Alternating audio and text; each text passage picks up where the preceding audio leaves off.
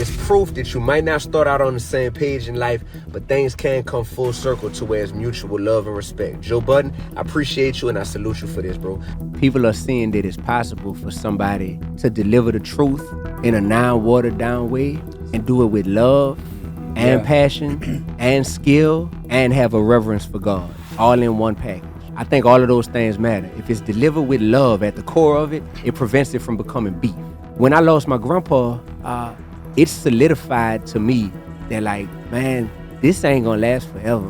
So while you down here, you worrying about a brand or you worrying about currying favor from that man? I think you saying that, sticking to your guns over time, like, people will start to respect it.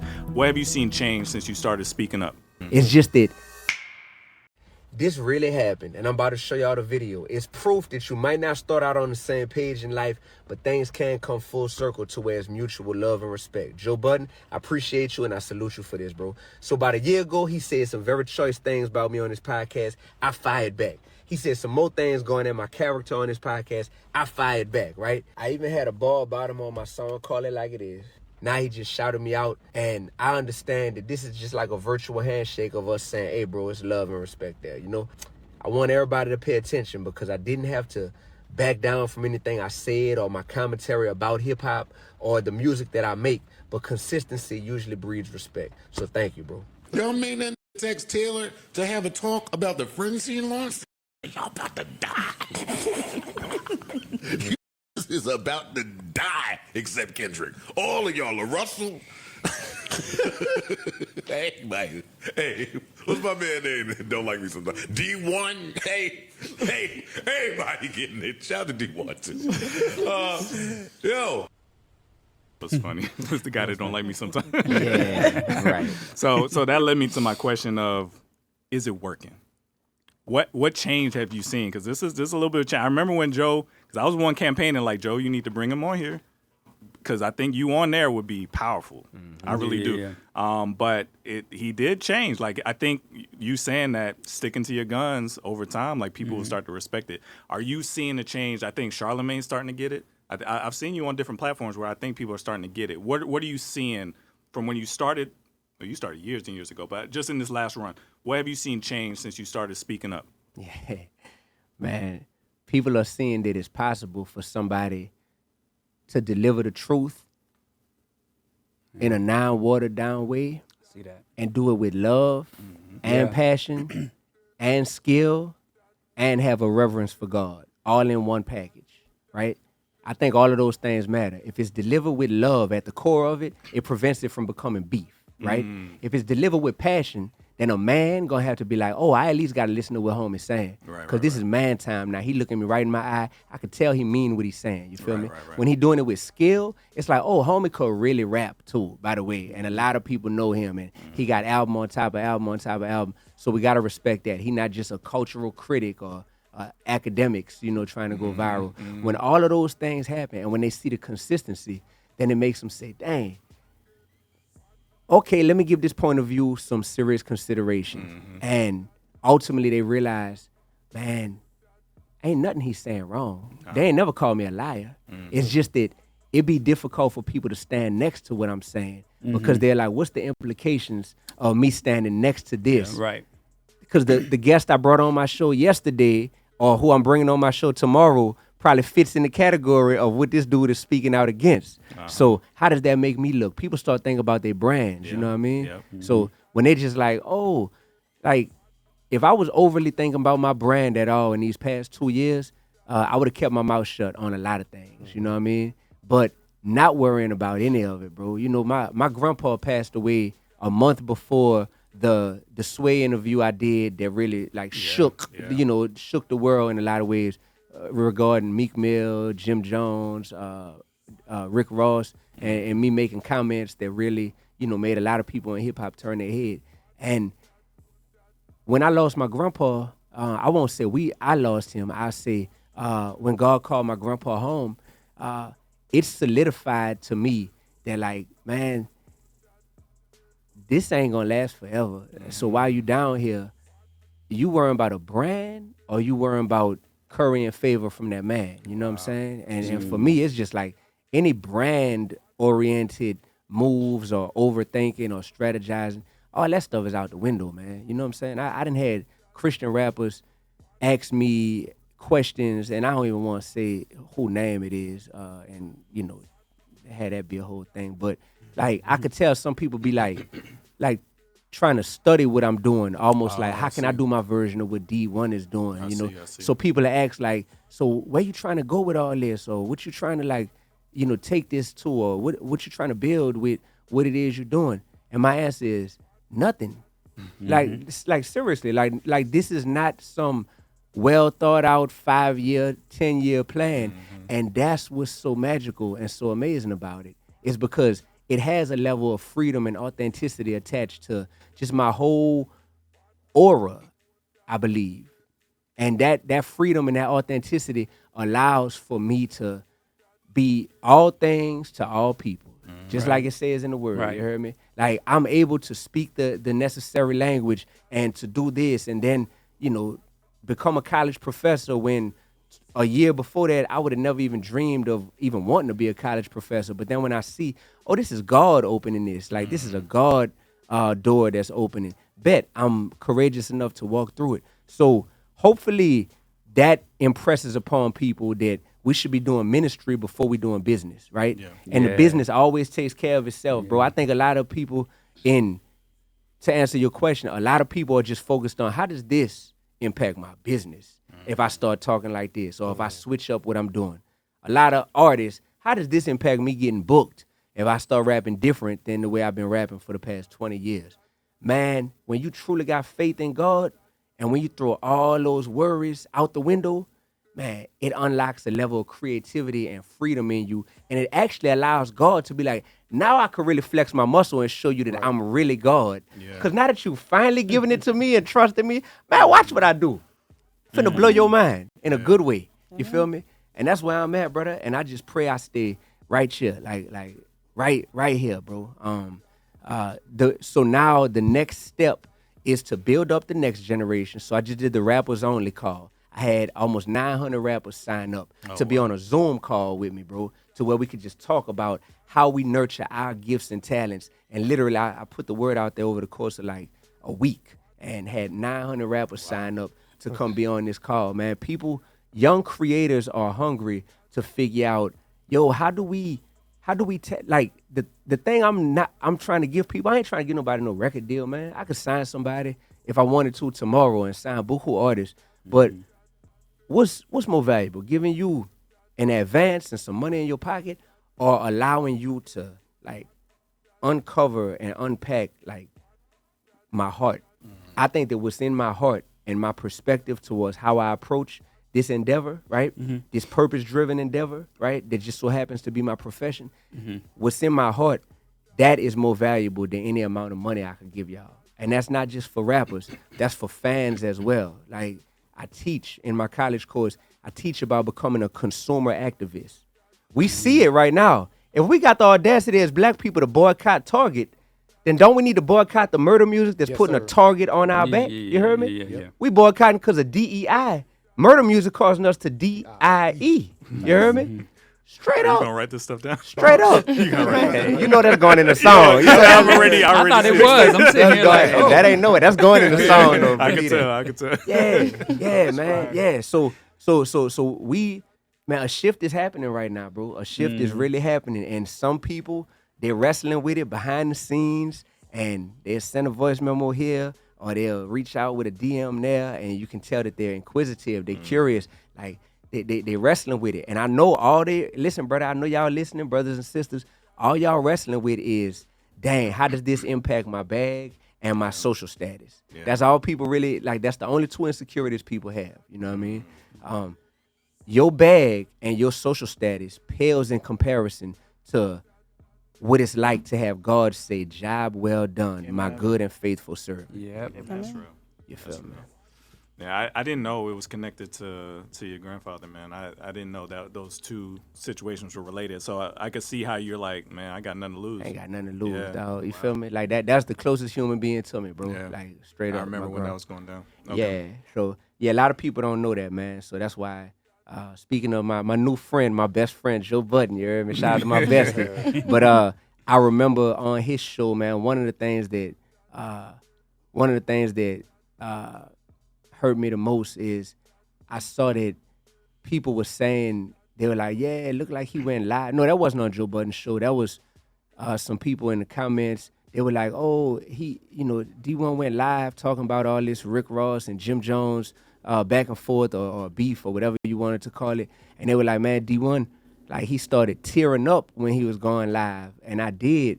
And it had nothing to do with the situation. It's because I read in the comment section when I was live, somebody said, this is when all that stuff was at its height. And people was like, man, dudes is like greenlighting you and threatening you on the radio and saying that they gonna do this to you and all this. And while all this is happening, that stuff didn't bother me at all. But I read somebody in the comment section that said, bro, I know your papa is looking down from heaven and he's so proud of you right now, bro. And it's like it all just came out, you know what I'm saying? Because deep down, yeah, man, like I got to be blessed with a man who did the right thing when the cameras wasn't on. Because he come from a generation where it wasn't no social media fame that they were chasing. He did the right thing because he knows that God sees all, you know? Yeah. So, yeah, bro. Yeah, you made him famous and against us, though. Yeah, bro. That's one of the best moments of my life was when two things. Lupe Fiasco, that's my homie. He shouted out my grandpa in a freestyle he did, and that was cool. My grandpa has no idea who Lupe is, but my grandpa shouted Lupe out in the intro of Against Us song too. Yeah. But then also, man, I remember taking my grandpa out to eat near the end of his life, and when people would see us in the restaurants and they'd come up to us and they'd be like, D, can you hold this camera? I want a picture with me and Papa. With them wanting to take a picture. And just seeing my grandpa genuinely look super confused, like, what's going on right now? Like, I was totally lost. Bro, I just got the biggest kick out of it. I remember a dude rolling his window down on the interstate. You heard me? My grandpa smoked. He was smoking a cigarette. And, I rolled the window down. And it's because a dude was motioning to me in New Orleans on the interstate. He was like, roll the window down. He said, Papa, I see you. My grandpa was just like, what is going on? Because I don't know if y'all know, but I wouldn't tell him that I was recording like our interactions. Really? My grandpa, he don't know what Instagram is. He was 93 years old. So I would just be like recording like on the cool. Like, man, people going to find this funny. Like this is how me and my grandpa get down. Yeah. So when people are noticing him, it was just funny, bro. That's awesome. Yeah. That's awesome. Yeah, I'm sure he's proud, man. I'm sure he's proud. So I'm gonna go back to what I was gonna do. We did a dissect last week, and we haven't done. If you don't know what dissect is, when we actually break down lyrics and try and figure out what the artist meant, and we haven't done one in a while because we haven't really, honestly, done a lot of hip hop focused stuff in a while. But we did Chance the Rapper, the Letters song last week. And he saw it and he said, well, I want to come and break that down. And I was like, man, we should do this more often. Like, I think people like that they get to, the actual meaning of the song is evaluated and not just, oh, here's a song that gets thrown out and nobody actually really studies it. This is the first time I'm going to be able to do it with the person here. Where you can actually clarify. Yeah. Wow. See what I'm saying? So we're going to try and give our best guess as to what you meant. And then you could actually be like, thumbs up, thumbs down. You know? Okay. So I'm going to read it. And we're going to try and dissect this. All right, you ready? Yeah. So this is Gangsta. I think I like Hypocritical Hop. That's the one I really connected with. That one, that song. I love that. I was just sitting here thinking, I'm like, would that be for the purpose of dissecting? Would that be a dope of dissecting? I could pivot. I don't mind. It's your show, bro. I'm going to let you decide. What you think is a dope of dissecting? I like it, but the thing, Gangsta's just going crazy right now. So yeah. You know what? Let's do this. All right. If you have time to stick around, we'll do the other one for Patreon. Okay. That'll be the bonus. Okay. So let's start with Gangsta. Okay. Let's start with Gangsta. All right. Since this is the one that the people really connecting to. You say, yeah, we changing the definition of the word gangsta. Growing and nurturing gifts. Serving the Almighty. Man, it feel good to be me. I can't and you can also correct this because I don't know if you had control over what they actually put up here on Genius. Okay, all right. So you about to find out what people think you said. This is the intro talk right now, what you're reciting. So, feel good to be me. I can't even see why they hating on me. They hating on me. So but I guess it come with the territory. All right, so here, verse 1. Excuse me, but I got to let the Most High use me because God working on me, but he also working through me. They usually asking me why I'm not in the streets. No, I ain't antisocial. I'm protecting my peace. Grew up in the East with the least, but we survived it too. And you call them boys your brothers, but which one gonna ride for you? Ain't no G code, no.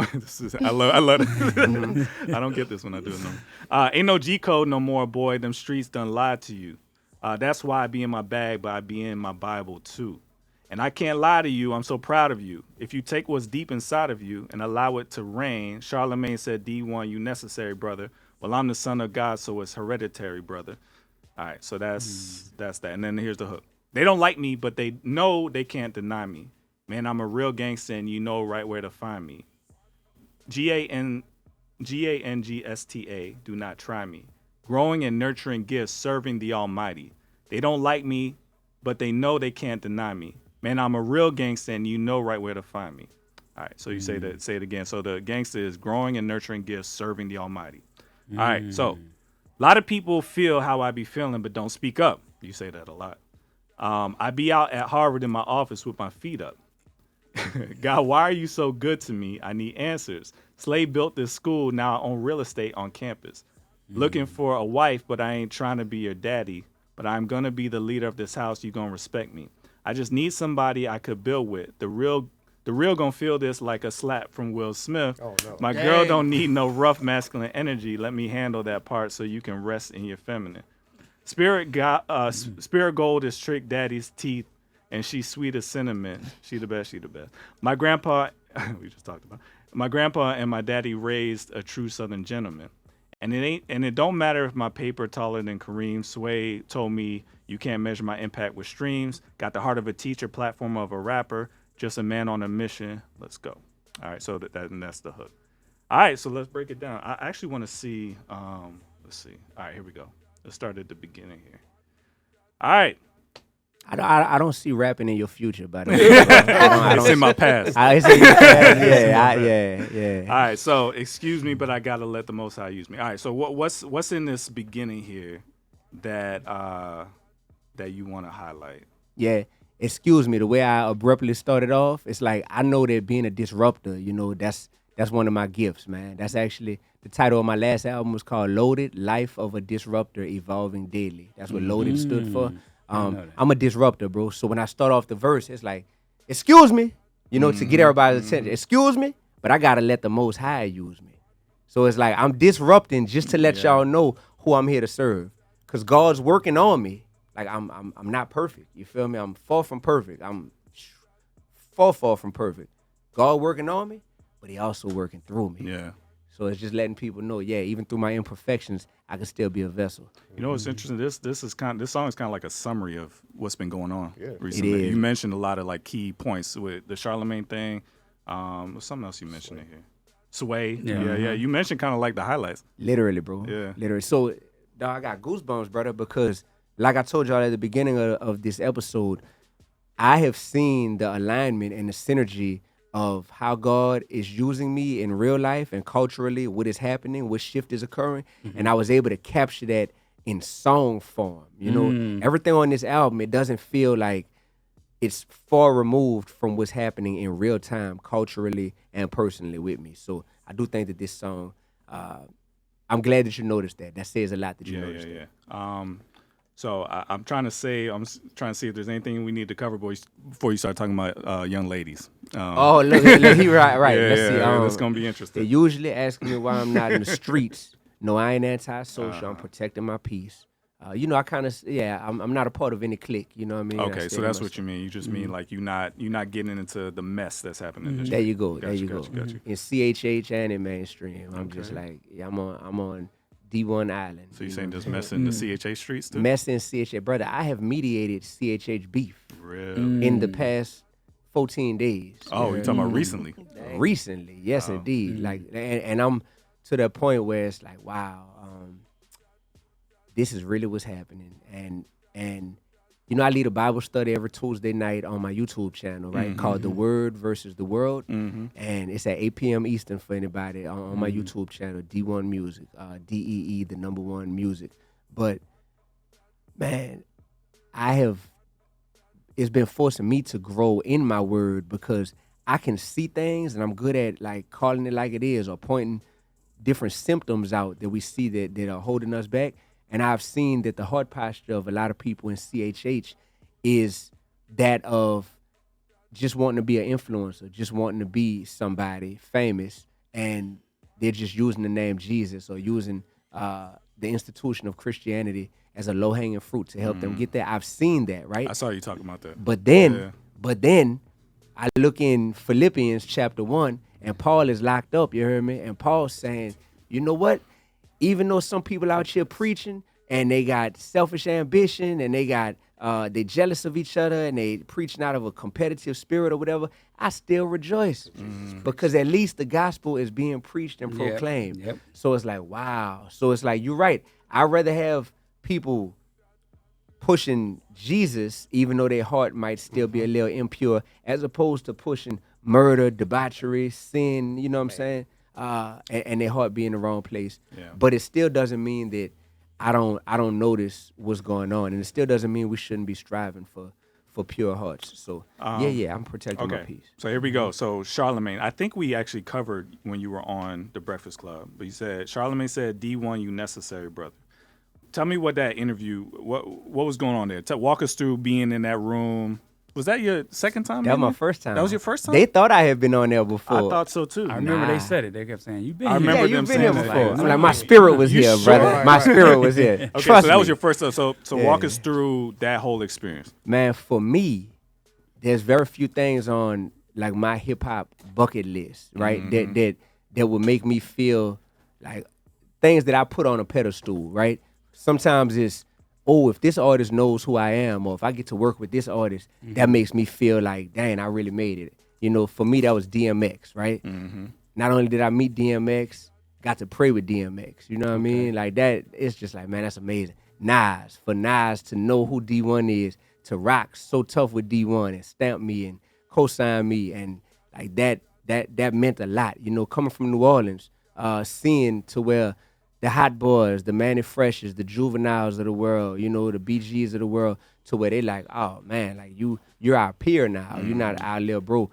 That stuff meant a lot. But in the media space, for me, it was always making it to the Breakfast Club personally feels like, oh, you made it. And it matters how you make it. If you made it there because you paid a publicist buku money and they just had the plug, you know what I'm saying, and on the strength of that, okay, they were able to get you on there. That's one thing, right? But making it on your own merit to where it ain't no kind of, you know, backdoor and, you know, stuff that's going on that maybe ain't organic or authentic. Sure. That meant a lot. And for me, brother, making it on there on those terms, that stuff meant a lot. So walking in the room to do my Breakfast Club interview, I felt a big weight lifted off my shoulders because I was like, whether or not I know it, I was putting this on such a pedestal that it was making me turn it into an idol. And we shouldn't be turning anyone or anything into an idol. So walking in there, it was like, okay, this is what it feels like to be here. I'm here, you know. Now, let's get to work, you know. And get to work means, hey, I got to call it like it is. I can only be me and be the man that God called me to be. So over the course of the interview, there was some pushback. You know, I know Charlemagne had some questions and some hypotheticals about like, D, well, let me challenge you to maybe look at the culture this way and what you think about this. And me not being a yes man and just being like, yeah, you're right because you're Charlemagne. So whatever you say, me like talking that talk by the end of the interview. And I love that Charlemagne is that honest to where he gonna say what you might not want to hear, but it's on his mind. And by the end of the interview, for it to be like, for him to say, D1, you necessary, brother. Yeah. You're necessary. It's like, when I was reflecting on that, that felt better than anything that somebody else could have told me who was already a fan, you know? I'm used to going into the Lions Den to where it's like people ain't fans, but they're like I say in the song Gangster, they don't like me, but they know they can't deny me. I'm used to being in rooms in mainstream hip-hop culture to where they like, man, when he leave, we gonna all have different things to say, you know, behind his back. But while he's here, I mean, he earned the right to be here. Like everything, the impact speaks for itself. So to hear Charlemagne say, you necessary, brother. I know that came from a pure place. So when I did the song, I was like, yeah, I gotta throw that in the song. Charlemagne said, D1, you necessary, brother. But I'm like, but I'm the son of God. So it's hereditary, brother. Yeah. So it's almost like, there you go. You're giving me that glory, but then that papa kick in inside of me to where it's like, thank you, brother. I love that you're saying I'm necessary for the culture, But now that I'm putting it into a song, I want people to know that y'all think I'm dope, y'all think I'm necessary. That's only because it's hereditary. Gotcha. Okay. All right. So explain the acronym then. GANGSTA. Yeah, the first gangster rap song came out in 1985. So for the last 40 years, we have been miseducating our culture to want to glorify what it means to be a gangster. And gangster music has come along with, it was gangster music. Then we start calling it trap music. Then we start calling it drill music. But it's all under the umbrella of being gangster, glorifying killing, glorifying drug dealing, glorifying this lifestyle pimping. You know what I'm saying? All this type of stuff. Over the course of 40 years, I say y'all fumbled the bag. Y'all have misled us over the course of 40 years, and now you see all the destruction it has caused, and it has a whole bunch of people thinking that they gangster when they really are just sensitive thugs that need hugs. You feel me? Straight up, dog. So I'm like, nah. I'm finna come and do the most gangster thing possible and take that term from y'all. You ain't gangster no more. Why I ain't gangster? Because I just took that term from you. It got a whole new meaning now. What's really gangster is growing and nurturing gifts, serving the Almighty. That's what's gangster. If you fall under that category, what's up, gangster? You heard me? But for right now, you ain't that.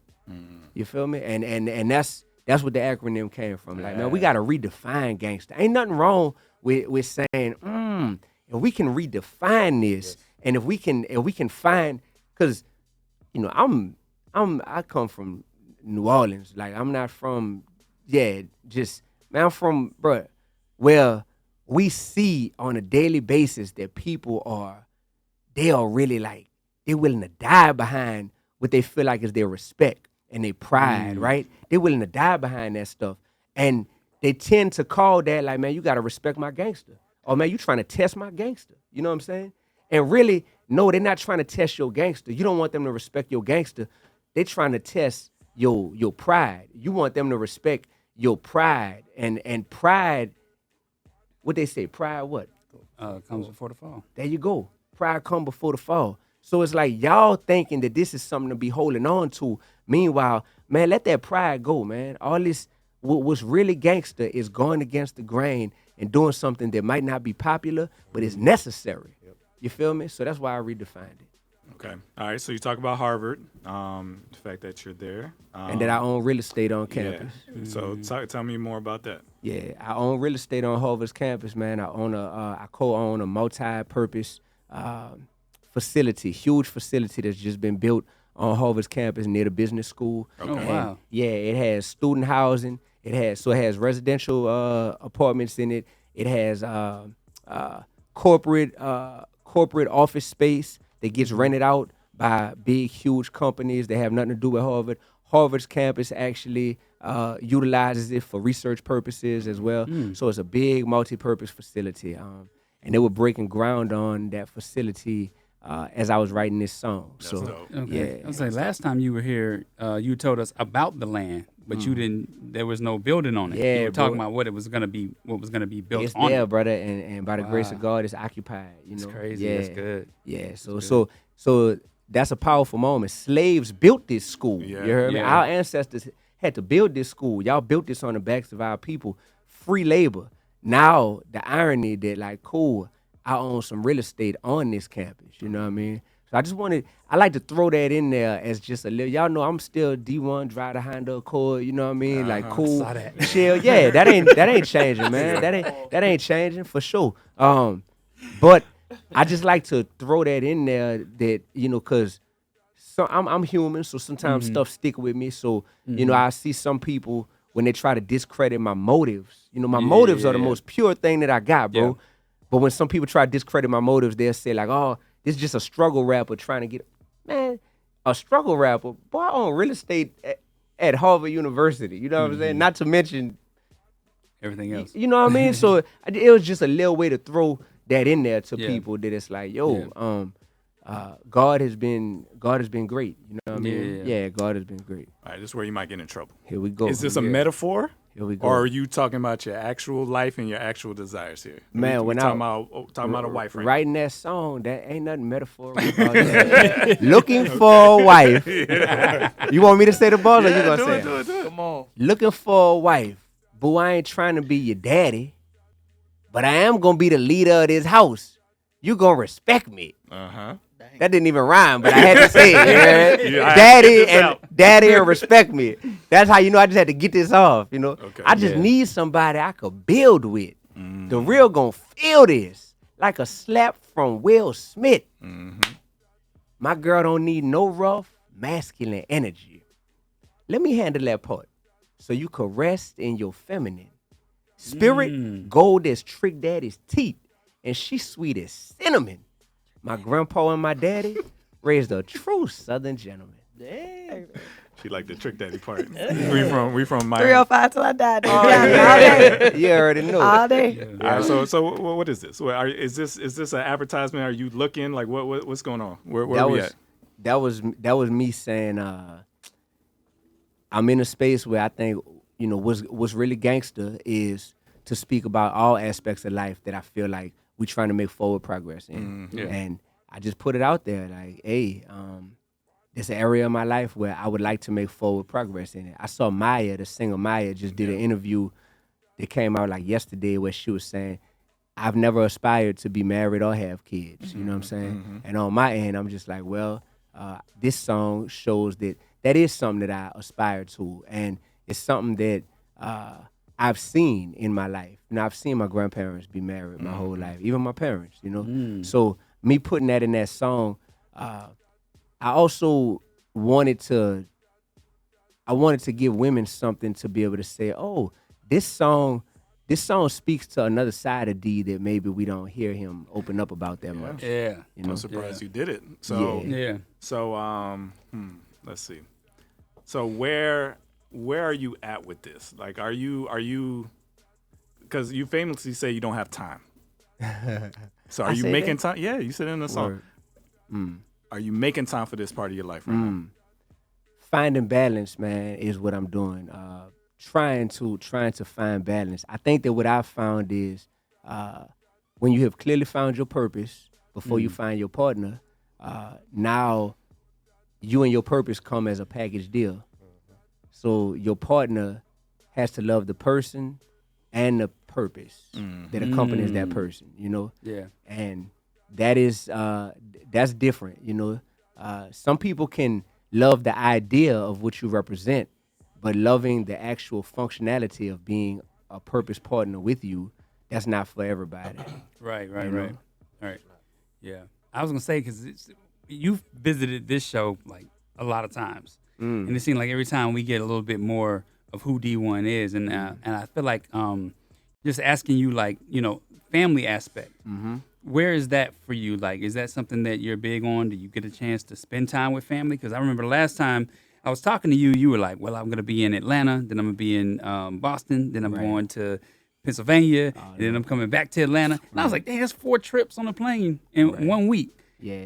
Do you get a chance to like really wind down and have like that family aspect of like everything else is quiet? Not as much as I Yeah. probably in a perfect world would want to. Yeah. Yeah, not as much, man. I come from a whole family of blue collar workers, bro. Okay. Blue collar workers who wake up early in the morning, go to their job. Pops is a welder. Grandpa was a plasterer. You know what I mean? Help build houses and all that stuff. Go work, make an honest day's living. At the job. Clock out, come to the crib. And be with their family. Yeah. It's new. It's been new being an entrepreneur, being a man who I'm the first the first man in the family to go to college and be college educated and take this journey that God has taken me on. It's new, and it's something that it has definitely been been something that has pulled me away from what I knew to be my norm growing up. Growing up, I grew up in a very normal family atmosphere. It was very normal. It's just like, and I didn't have no car or nothing like that till I got to college. I had to buy my own car. So it's just, man, you go to school, you go to basketball practice, and you come home and you with your family all the time. Siblings too? Yeah, Oh, wow. yeah. I got a sister, just one Okay. sister. Okay. She in New Orleans. Okay. But yeah, it's interesting because I have started to see that my family feels like anyone that is in the body of Christ. You know, like it's to the point now to where I got bonds and relationships with people that are my brothers and sisters in Christ, and it's like we not related by blood, but that's definitely family at this point. You know, so it's been interesting. One of y'all said something about you actually just said about like we feel like every time you visit here, we get to know a little more about you.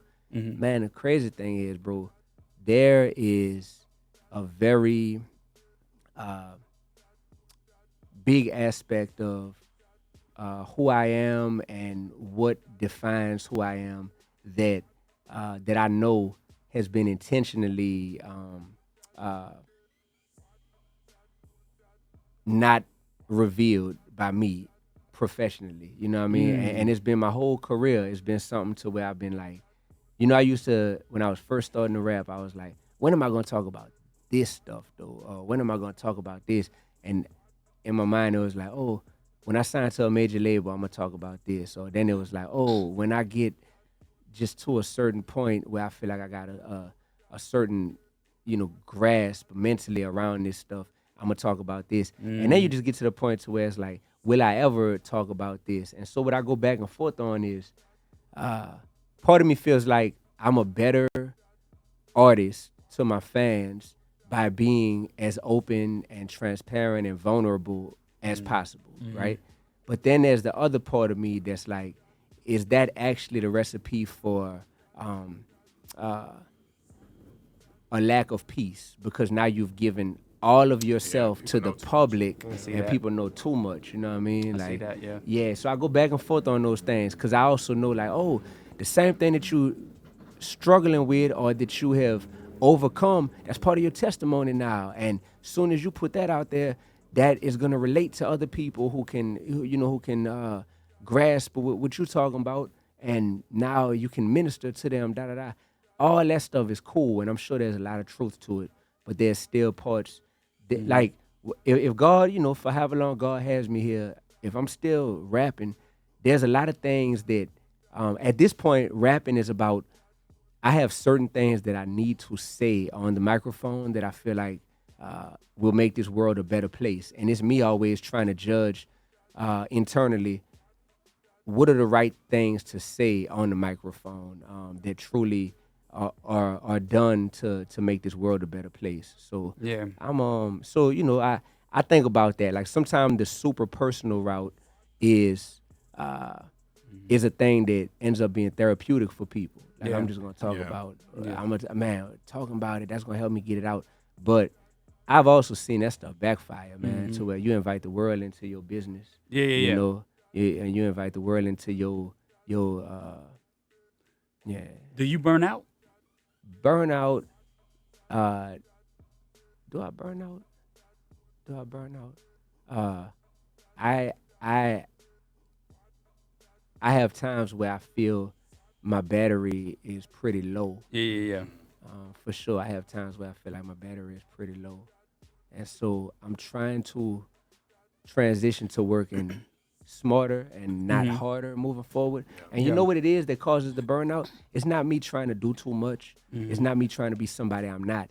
I think the world is getting to where if you are an artist or you are a creator, there are more and more. It's like, oh, here's a new social media platform that you got to be on. Here's a new way to optimize your presence on this platform. Here's a new this, a new that, and that part, man, ends up, because team-wise, this is not something where D1 is, as of right now, maybe this changes in the future, but it's not, nor has it ever been something where it's like, yo, D1 has all this infrastructure around him to where D just has to drop 12 to 16 bars on 2 verses on the song that already has the beat picked out, the hook is already there, you know, the marketing plan is already made up and going to be pushed. It's never been that way. Yeah.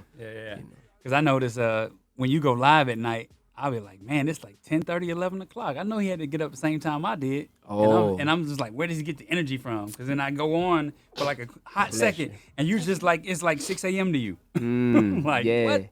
Yeah, man. Yeah, it's like how much we are incentivized to give basically all access to the public nowadays. Yeah. Like the whole concept of streaming is an artist who, somebody who y'all know hit me up and was like, yeah, man, I'm streaming now. And he was trying to, get me to get into it. And I was like, man, so how you do that schedule-wise? He was like, man, I was on there for 5 hours last night, talking to people. And I'm like, dog, what? Like, you wanted, that was fun? You know what I'm saying? Like, 5 hours. Like, that's almost the amount of time we spend sleeping at night. And you were just sitting in one spot, just talking to a comment section for 5 hours, dog. Like, we get in, but then he go to tell me how much money he made on that stream. Yeah. So that'd be the part to where it's like, bro, I hear you, but I'm not that. I'm not in that position where it's like, oh, I need that money like that, da da da. But it's just learning to be at peace with, hey, this is what I'll be contributing to this culture, and this is what I'll be contributing to the lives of my fans. And if you want more from me that I'm not able to give you, then just keep me in your prayers. That's real you know what I'm talk. saying? Like Real that's talk, it, because I can't overextend myself. But just talking about it, there's some stuff that moving forward, I'm more at peace with stuff about my childhood and my past now than I probably have ever been. So it's gonna make it to where, yeah, man, I think it'll make for some good conversation. So you got to come back and do another one of these when you finally. Yeah, you can explain it. yeah, because I be feeling like, bro, people be like, D, man, you so deep and you so open and transparent, and I be like, if y'all only knew. No, I'm really not. Like, I'm just talking about surface level stuff, man. Like there's internal stuff that there's internal stuff that I look forward to being able to get off of my own chest, because it feels as if you are. It feels as if if you're afraid to talk about something, that thing must still have power over you. You know? Know what you mean, yeah. And when I think like that, I'm just like, oh, so you mean to tell me the dude that everybody like, man, that man's so strong, that man's so courageous, that man's so bold. You mean to tell me when I look in the mirror, I'm sitting here like, yeah, but you still don't want to talk about this stuff. Yeah. You still don't like, and I'm like, oh, nah, I can't let you win. You know what I'm saying? Who do you talk to? Do you have people in your life? Do you have a therapist? Like, who are you unloading some of this stuff to? Man, I talk to God, man. Yeah, I talk to God, and I get free therapy in the form of my friends. You know, Good. That. And when I say that, I'm very discerning about knowing. Don't just take advice from everybody just because they love you. You know, so it's not about getting advice from people as much as it is about me being able to speak to someone and just get things, off my chest. Sometimes just a good ear is all I'm in search of, from people. So, yeah. And as far as God and that relationship, man, that line of communication is very healthy and very strong. So I'm grateful that I seek out God, several times throughout the day, man, in a way that there's no part of my life that I feel like I can't involve God in. And even it's tough when you disappoint God, when you got such a reverence for God, and when you disappoint God. I went through seasons where it's like, God probably don't want to talk to me now. I just finished sinning. You know what I'm saying? Yeah. We all have felt that. Yeah. And then I see what that looks like taken to the extreme, though, to where you just be like, well, what's easier, to stop sinning or to just keep sinning and just be like, God, I'm just holler at you later, bro. I'm doing this, and being at that crossroads. That's real stuff I done like lived through and gone through. So yeah. Well, that's why I asked you about the friends, because like I know for me it was me, Ryan, and Jeremiah they were my accountability partners. Whoa, like yes. we would, like, if I see him slipping, I'm like, hey, yo, you good? Like, do you have that in your life? Because I mean, after this, I'm sure your DM's gonna be lighting up because you saying you're ready for a wife and all this. Like, how do you keep yourself? Like, that's you're a famous person now. How do you keep yourself in that area? Like, you got people that are like locked on with you, or is that something that you need that? Yeah, I got a good circle of brothers who are married. Okay. Honestly, Oh, yeah, yeah, that's good. A circle of brothers who are married and who understand that they're in a position to be able to pour into me. That's you know good. what I mean? Yeah, absolutely. So that stuff is interesting because there's been such an industry now made out of how to find the one. Yeah. And the art of being able to pick the perfect purpose partner. We talk about that just a talked lot. about that on here last week. Last week. For real. Yeah, we talk about it a lot more because we realize we got a lot of great single people around us. We got a lot of great single people on our team and our families, and what we're hearing is there's a lot of challenges linking up. And it seems like it's harder now than it was when we were getting married. Sure. So it's been a mission of ours to say, okay, let's have more conversations. Let's provide more advice. Let's give some more insight so that we can provide some insight. There's a young lady that's gonna be coming on the show soon. She was on season 5 of Love Is Blind, and she has a really good testimony. She stood for her faith on the show pretty well, and then she ended up getting married later down the line. So I'm gonna have her come on here and just kind of share her. I think people just need to hear, like, how do I make it through this part of my life? Because for some people, they may not be getting married. Because they may be dedicated to God for their entire lives. So there's a lot of help and support our brothers and sisters need. So I'm glad you brought this topic up because I think it's a powerful one. A lot of people are struggling with that. And some people are struggling with having too many options. We have more options nowadays than our parents or grandparents ever had. Because the internet makes the world so small. Yeah. And you have so many people that you can look at, and even if it's not a reality that you could potentially be with them, it's a perceived reality that, I mean, if I wanted to, I could, engage with this person and form a friendship and then build and then turn into something. And it's like when you go into Baskin Robbins and they got 31 flavors. You heard me? It's like, wait, what? Like, y'all want me to pick one? Like, I'm probably gonna need 3 of them. You heard me? And like, because out of 31, like just one, I think that's one symptom that people are struggling with. And I think on the opposite end of that spectrum, you have people who are looking for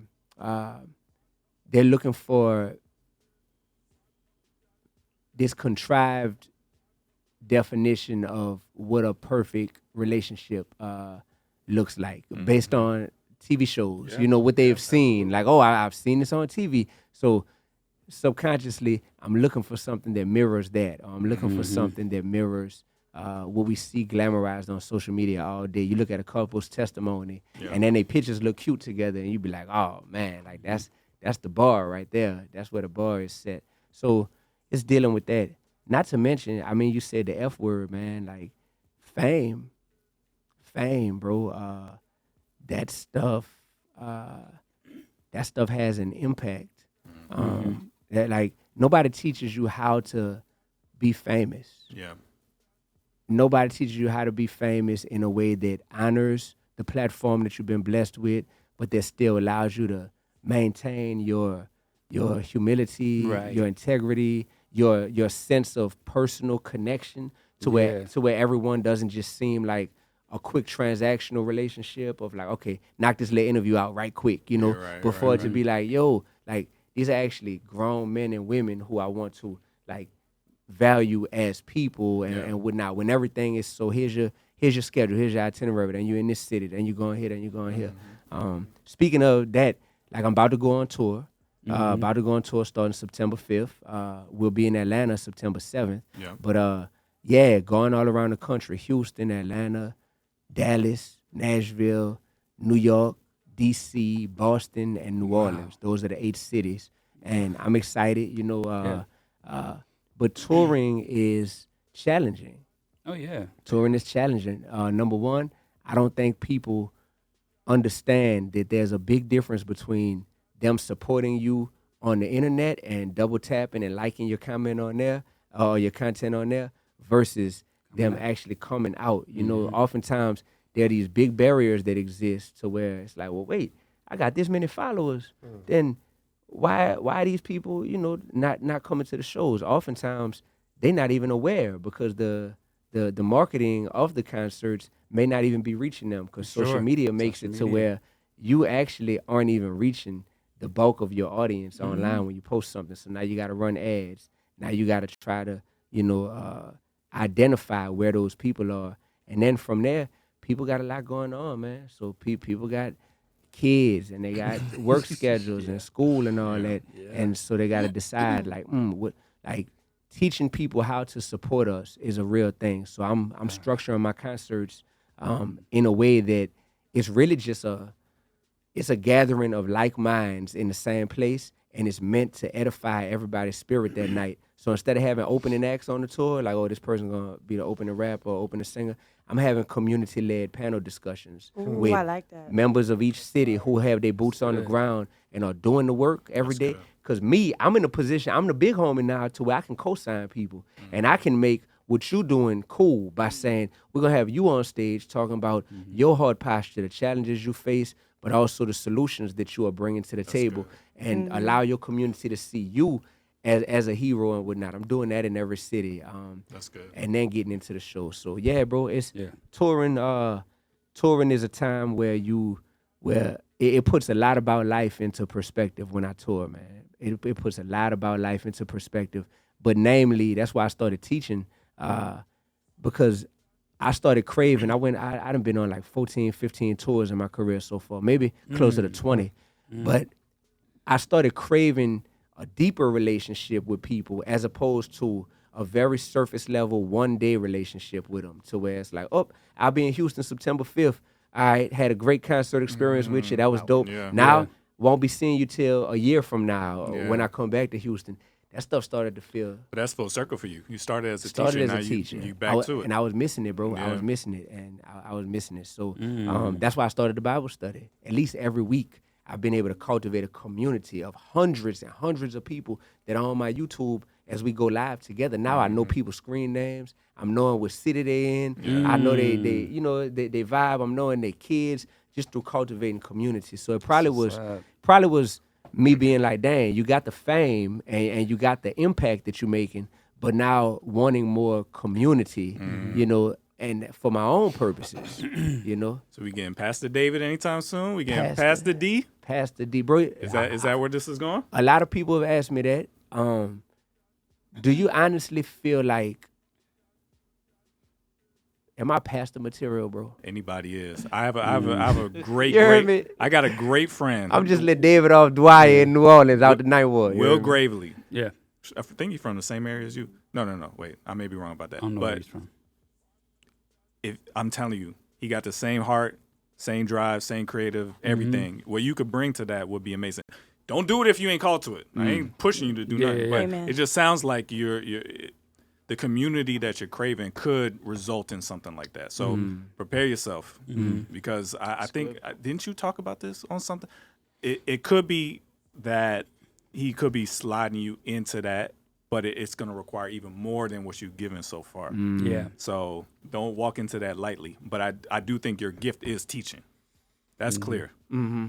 That's clear. So I don't want to scare you, but that could be coming. Yeah, and it's not always about numbers, because the reason why I stopped teaching middle school all them years ago is I was like, oh, numerically I can reach way more people as a rapper, right? But then you start to ask yourself, if you're reaching people, a lot of people, but if you're reaching them on a surface level, is that more impactful than reaching fewer people and going real deep with them, Yeah. So I feel like I'm somewhere in the middle, like a hybrid of that. Not just your typical rapper who simply is just trying to reach the masses on a surface level, but not your person that is like, hey, you could catch me reaching these 100 or 200 souls, and I'm going extremely deep with them. It's like as of right now, it's somewhere in the middle, to where it's still reaching the masses, but it's wanting to go deeper with the masses. And maybe that's why I feel comfortable being bold and being somewhat polarizing at times, is because I feel better when I know that I'm not for everybody. Yeah. Because it makes the people that I am for be like, oh, yeah, we really locked in. Yeah. Yeah. That's right. That's good.